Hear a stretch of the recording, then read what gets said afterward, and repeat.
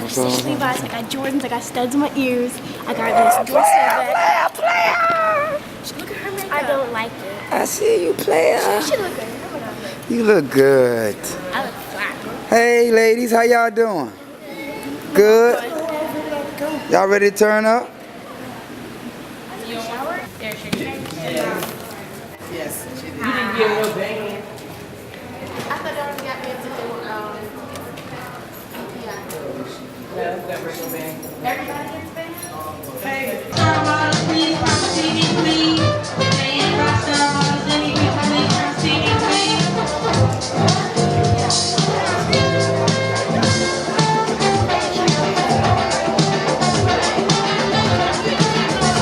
Chris Vance is the coaches because it's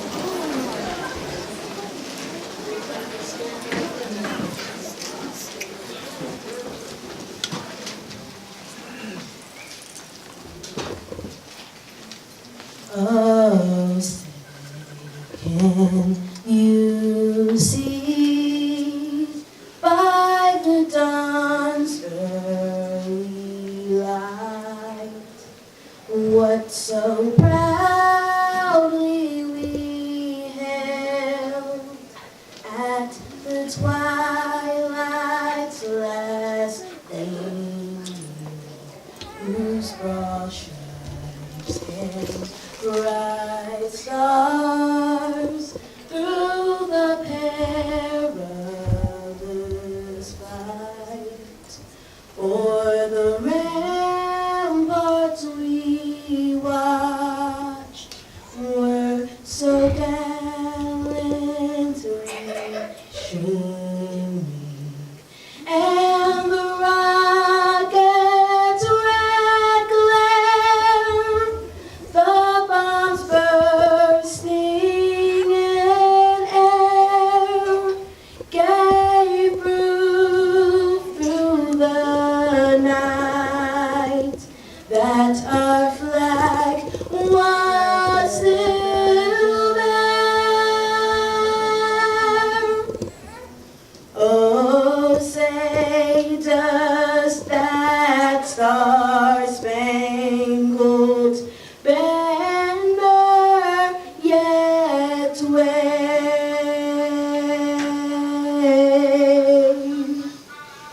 o'er the land of the free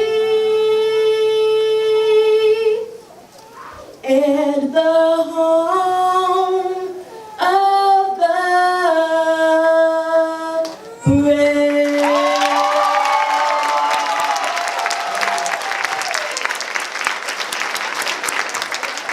Girl, just sing. Give it up for her one more time, y'all.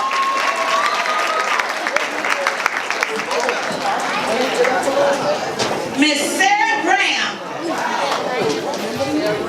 I just want to come before y'all. Know a lot of y'all wondering why I'm holding this phone.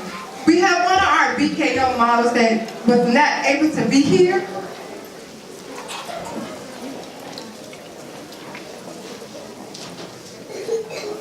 She's in the hospital watching our show from her hospital bed. Y'all y'all just pray for her. Pray for her. We know God can do some awesome things. So, I just want y'all to pray for her. I know y'all see me walking around with the phone, and I just, we got her on Facebook Live, and we're going to party like a rock star, block the bullies out for Little Miss Pink. All right? All right.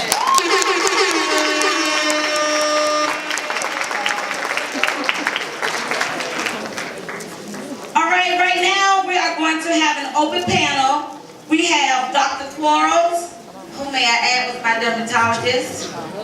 He's really good too. Your office owe me some money. We're going to talk after the show. Kim Gibson and Mayor Donnie Tuck.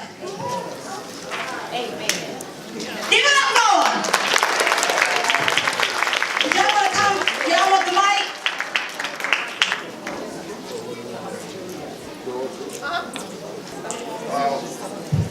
Welcome everybody. Thank you for having me out. I want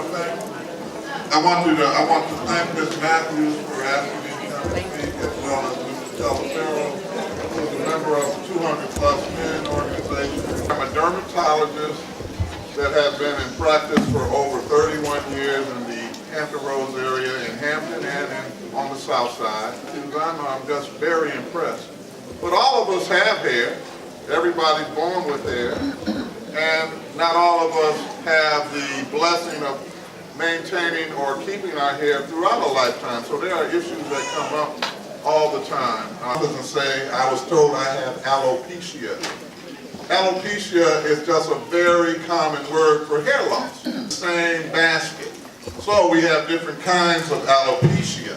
We can have diffuse alopecia that may be due to medical problems like thyroid disease and anemia, lupus, and other things, autoimmune diseases.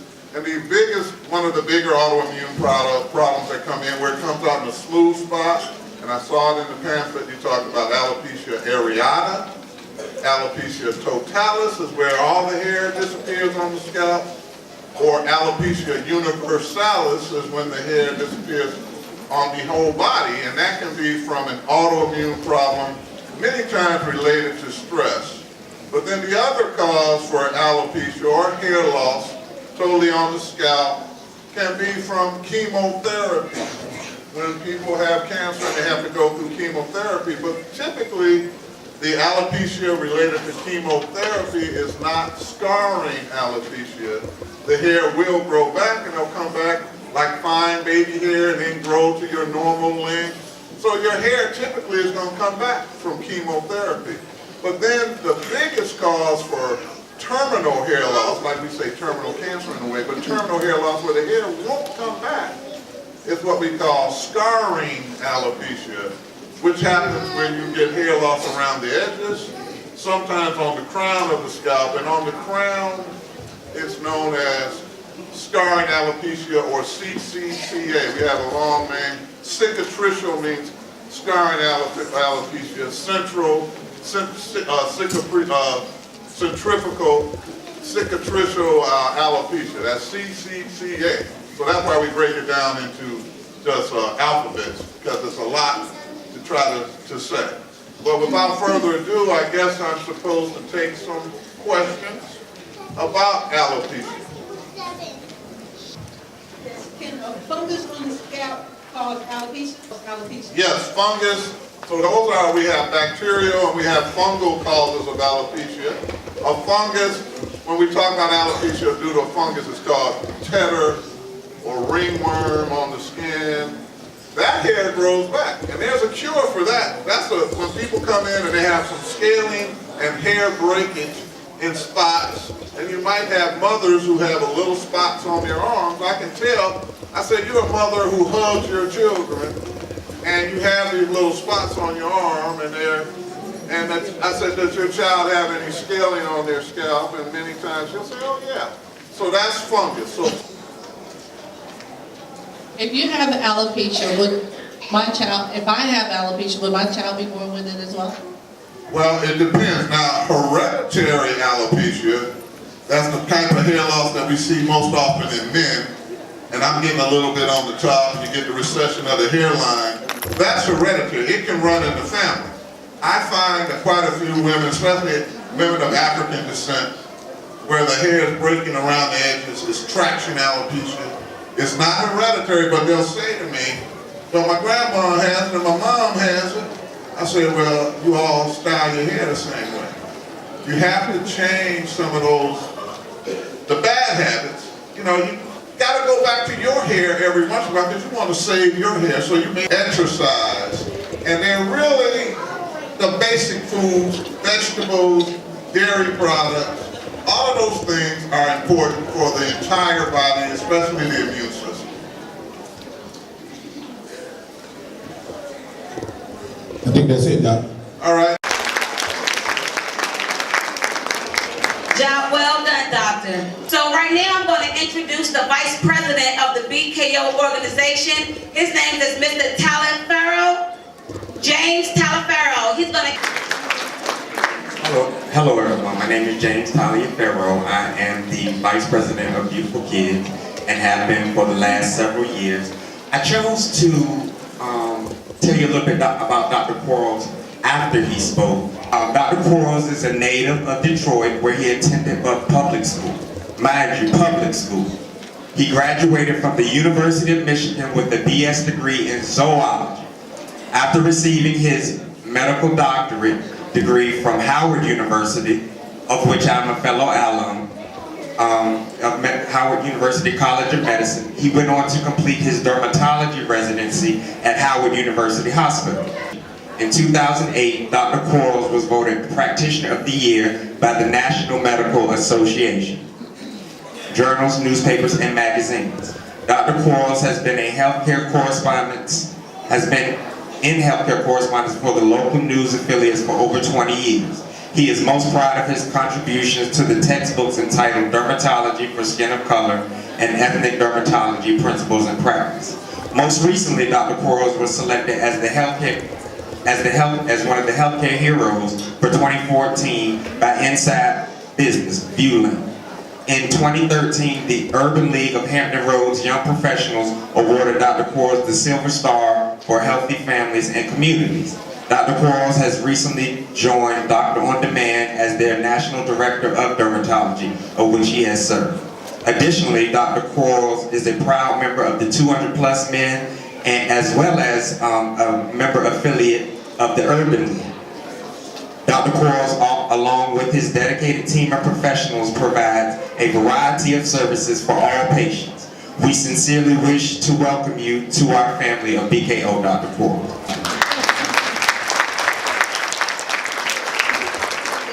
That really is commendable. And again, we'd like to welcome you to the BKO family. And thank you very much for educating us with regard to alopecia and various aspects of it. Next, we will have Ms. Kim Gibson. That's Kaya Gibson. And she also would like to respond to the question regarding lace front wigs and also field questions with regard to bullying and any other questions that anyone may have with regard to alopecia. I just want to quickly say I'm no expert, but as a parent of a child who has alopecia, I can tell you some of my experiences and the things that I've learned from other doctors in regards to that. Kaya has had alopecia since she was in kindergarten, 3rd grade, but it didn't dramatically fall out until she went into the 6th grade. So as a parent, when the young lady asked about the lace front wigs, I believe it was one of your associates that used to be at your office, Dr. Nunnell. Did I say her name right? Yeah. She said, first of all, when your child hairs, because her hair would grow, and then it would come out, it fully grew back. I had professed, Pastor had prayed, hair grew back to its total texture, full head of hair. If she can show you her hair now, she basically has a mohawk, nothing here, nothing in the back. Hair totally came back. Hair totally fell back out. She said you have to treat the hair as new growth of a newborn baby. How would you treat that newborn baby's hair?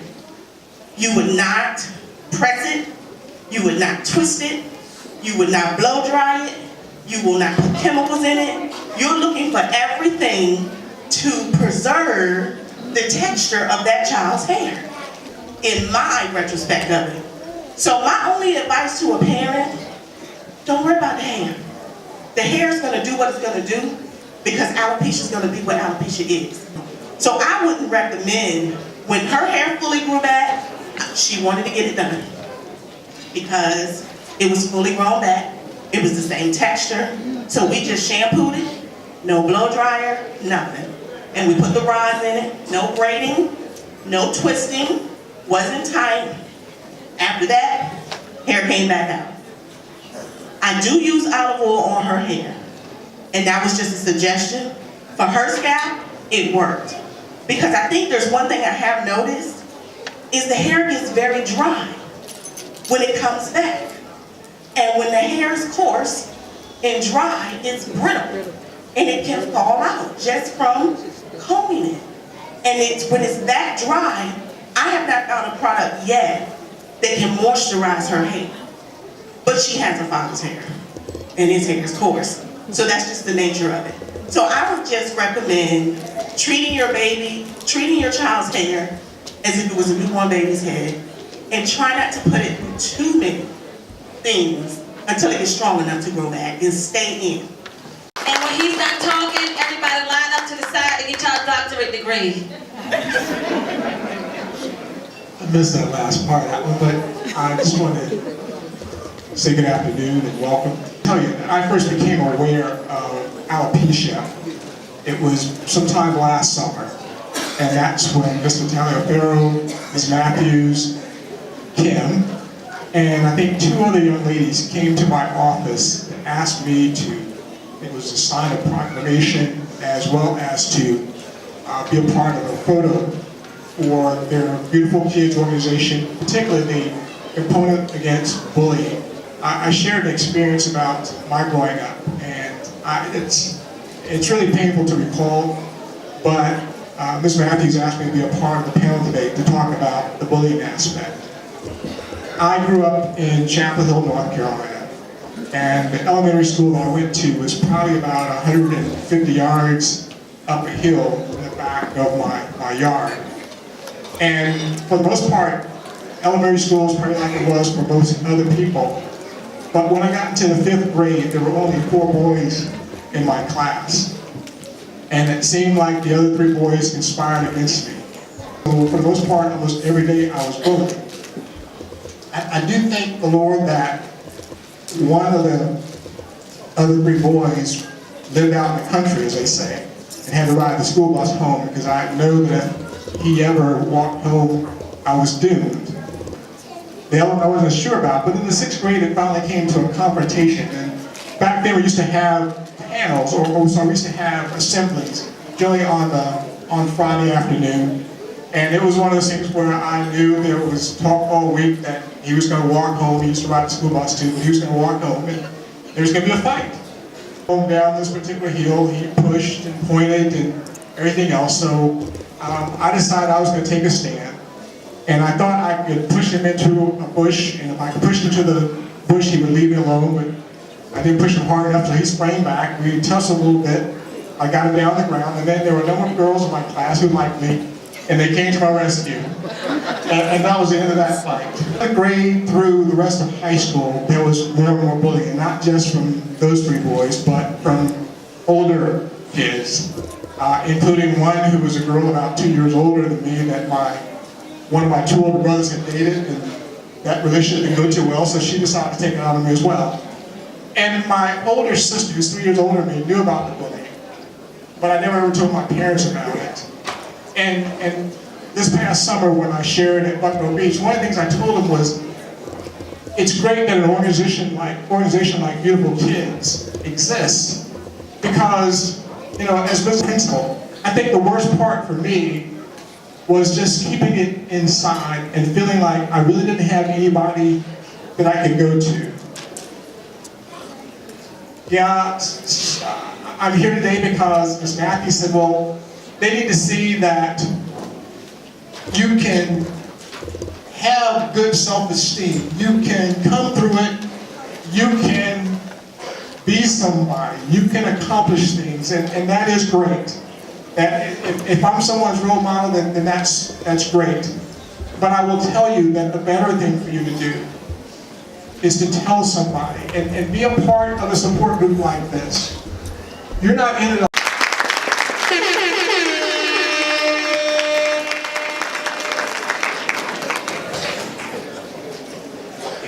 Does anyone have any questions for Mayor Donnie Tuck of Hampton?